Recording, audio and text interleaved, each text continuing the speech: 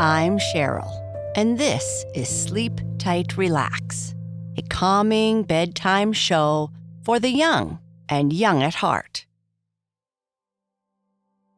Welcome to the new season of our show.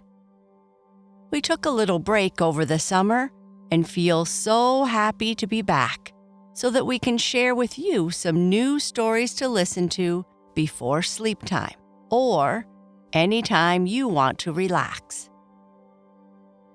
If you have any suggestions, we would love to hear from you. Or if you have a special message to share, we would be happy to say it on the show. Now, take a great big belly breath. Stretch a little if you like, because it's time to get cozy in bed and listen to our story. In this story, Bernice is telling Papa Bear about her day at school. She tells him about the project that she and Bobby are working on and that she has a presentation to do for English, and she is feeling nervous. She has to read a book and then tell the class about it. But all the kids in her class are new. She hasn't really made friends with any of them yet. She talks to Papa Bear about how she feels, and he says he will help her with her nervousness. At the end of our story, we will leave you with some gentle music to help you continue to a deep, restful sleep. Bernice learns how to relax at bedtime.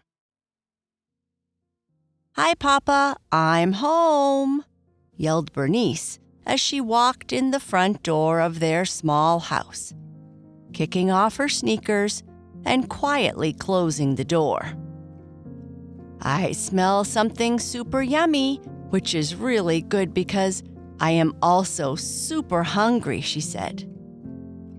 "Welcome home, little bear. I'm cooking Brussels sprouts. That must be what you smell."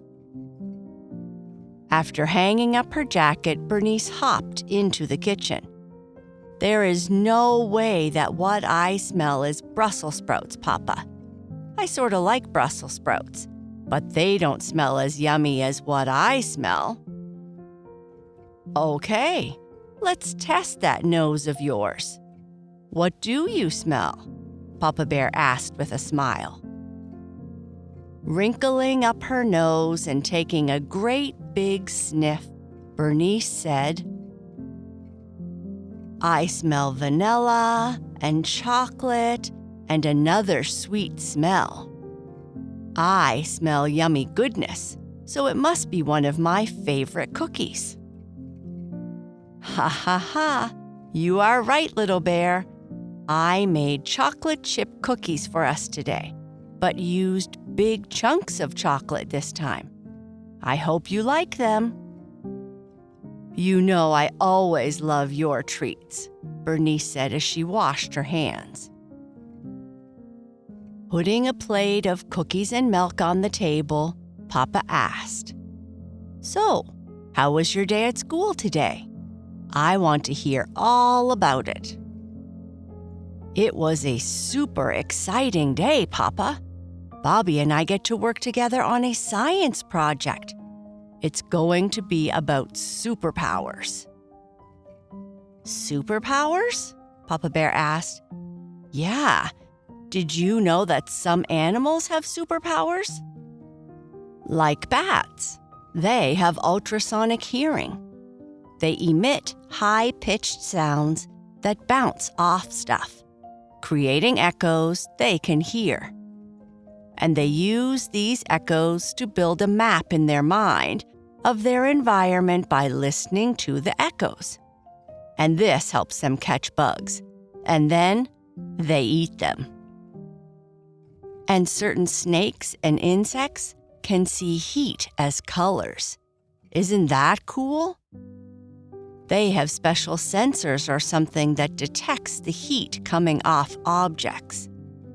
This helps them find food in the dark, making them better nighttime hunters. It's like having night vision goggles built right into their eyes. Just think, Papa, if we had night vision, we could eat cookies in the dark. Ha ha ha, that might be fun. Yeah, I think so.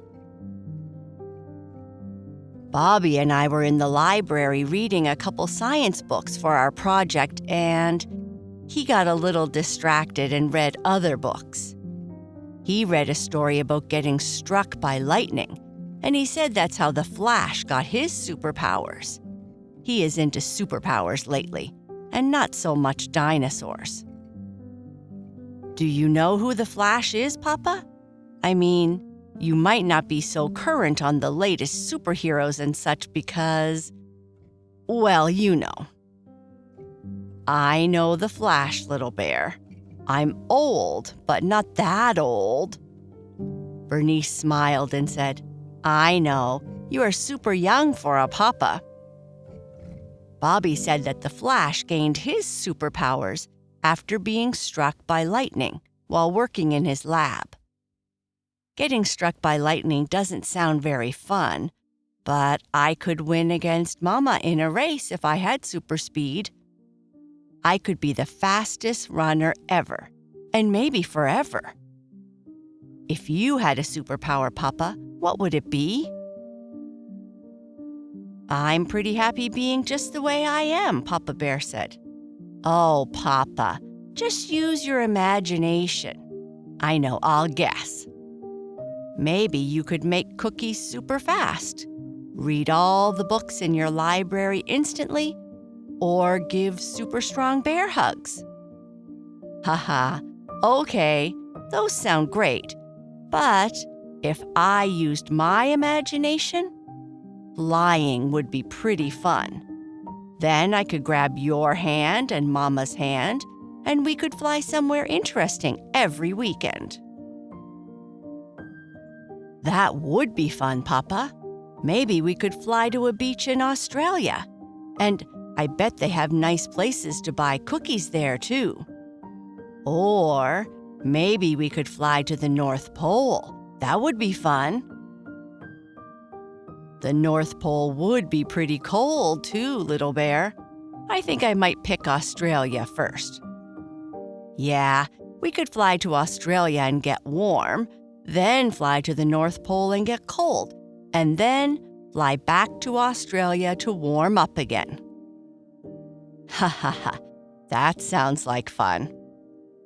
So, other than the project with Bobby, what else happened at school today? I have some hard English homework that I am super worried about, and it's making me super nervous. What is the homework you are so worried about? I have to read a book, write a report about it, and get up in front of the class and introduce it to everyone. That doesn't sound so bad, little bear. You love reading books, and you read really well. You said you might have even read many of the books on your reading list. I read the book already, but all my classmates in English class are new. I mean, we haven't really become friends yet, so getting up in front of them to talk makes me even more super nervous. Everyone is there to support you, little bear. Well, I don't think Billy, who sits in the back of the class, is. He isn't always nice like the rest. Well, most people are. And sometimes, being nervous is a sign that something good is about to happen. Like you giving a great talk about the book you read. It's hard to be brave, little bear, but you are the bravest little bear I know. And I am sure if you try hard enough, you can do anything. Thank you, Papa. Why don't you finish that last cookie on the plate and start your homework while I finish dinner? These cookies are super yummy, Bernice said as she finished the last one. I'm glad you like them. If you have any questions, Mama and I are here to help. That night, Bernice was brushing her teeth when Papa Bear came to check on her. "I'm just about finished brushing my teeth, Papa," Bernice said, spraying toothpaste all over the bathroom mirror as she talked. "I can see that," Papa Bear said with a laugh. Later, as she was trying to get comfy in bed, making sure that Twigga, Wolfie, and Madeline were comfy too, Bernice said, "Papa, I really appreciate all the help you and Mama gave me tonight, but I still feel nervous. So nervous, I don't even know if one of your stories can help me to go to sleep." "Okay, little bear. Did you try taking great big belly breaths like I showed you before?" "I think so." "Why don't we try taking some deep belly breaths together again and see if it helps you to relax?" "Do you get nervous, Papa?" "I don't believe you ever get nervous." "Of course I get nervous. I used to get nervous a lot, especially when I had to speak in front of a group of people. Even with lots of practice and experience, I would still get nervous or excited. And to help, I would take some great big belly breaths. I still do it before bed if I have trouble sleeping. Stories and breathing help Mama and me a lot."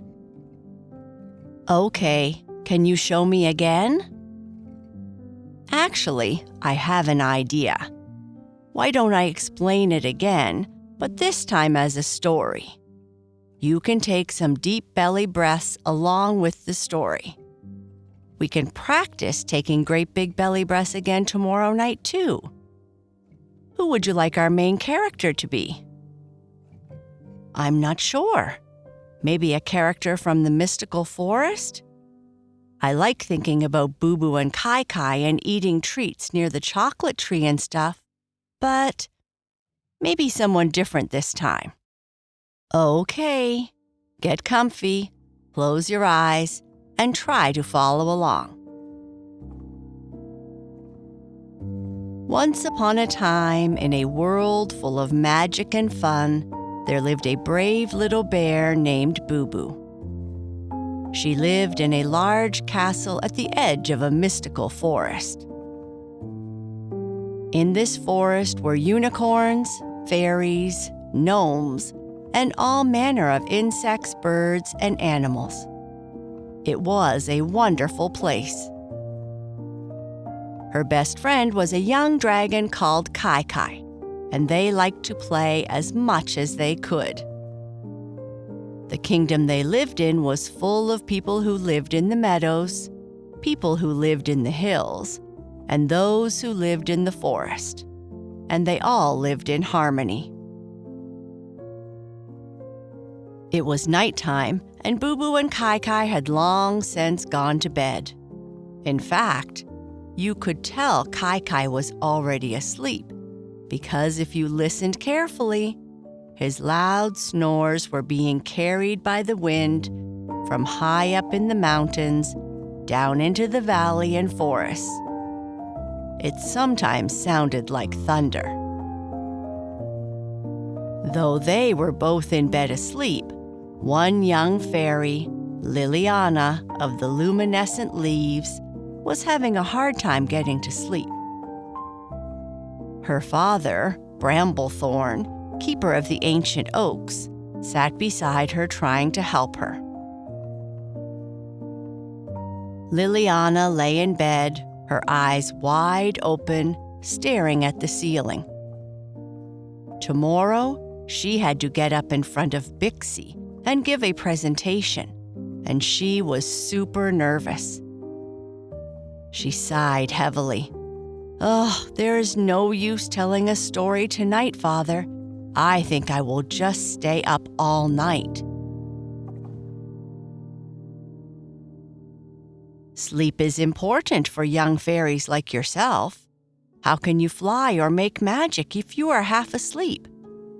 I have a different story that might help. Have you ever heard of the whispering wind, Liliana? Liliana shook her head. Her father continued, "Well, the whispering wind is a magical force that helps calm those fairies who listen closely to its stories. It was created by a wise old fairy long before even Bixie was born. Would you like to learn how to listen?" "Yes, please." "All right," her father began. "First, you need to find a comfy position. You can either sit or lay down."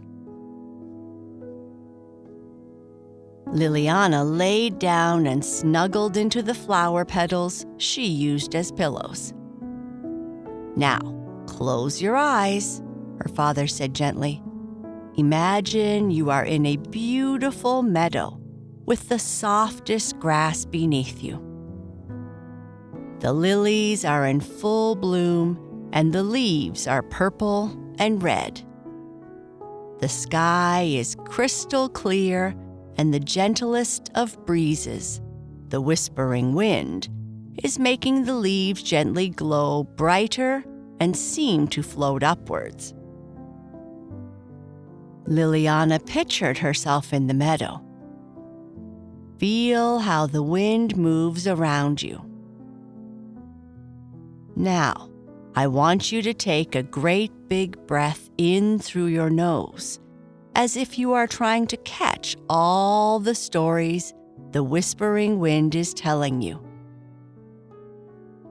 When one takes a deep breath in, the luminescent lilies glow brighter and seem to float upwards, ever so slightly, reacting to the rise of the belly. As the breath is released and the belly falls, the lilies dim their glow and gently descend back to their original position. Liliana took a deep breath, her belly rising and falling, just like the luminescent lilies glow and dim in the meadow. "Good," her father praised. "Now, hold it for a moment. Let the story swirl around down to your belly, and then let the breath out slowly through your mouth, releasing all your worries into the wind." Liliana exhaled, feeling less nervous the more she focused on her breath. "That's all there is to it," her father whispered. "Do it again. Inhale the wind's stories, hold, and exhale your worries away." As Liliana repeated the exercise several times, she could feel the meadow around her becoming more real. The scent of the flowers in the air and the comforting stories of the wind filling her ears. "Now," her father continued, "every time you breathe in, imagine the wind is gifting you with strength, courage, and calmness. And every time you breathe out, you are letting go of the jitters, the nervousness, and the fears." Liliana's heart rate began to slow, and her nervousness about the presentation seemed so far away, almost as if it was being carried away by the wind. Her father gently said, "Remember this exercise whenever you feel nervous or anxious. You can do it lying in bed or just before your presentation." Liliana murmured, "Thank you. I love thinking of the meadow full of lilies I am named after while taking deep belly breaths. It helps me feel better. And maybe the whispering wind, if I listen closely enough, will tell me all kinds of secret stories. I'm happy that it helped you." Liliana's eyes felt heavy, and she nestled further into her bed. "Thank you," she whispered. Her father stood up, dimming the flowers that lit her room. Sleep well, he said. And with that, Liliana drifted into a peaceful sleep, filled with dreams of meadows, breezes, and a newfound strength to face the next day's challenges. And with that, Papa Bear gave Bernice a kiss on her forehead, adjusted her blanket, turned off her lamp, and quietly whispered, "I love you, little bear." And that is the end of our story. Good night. Sleep tight.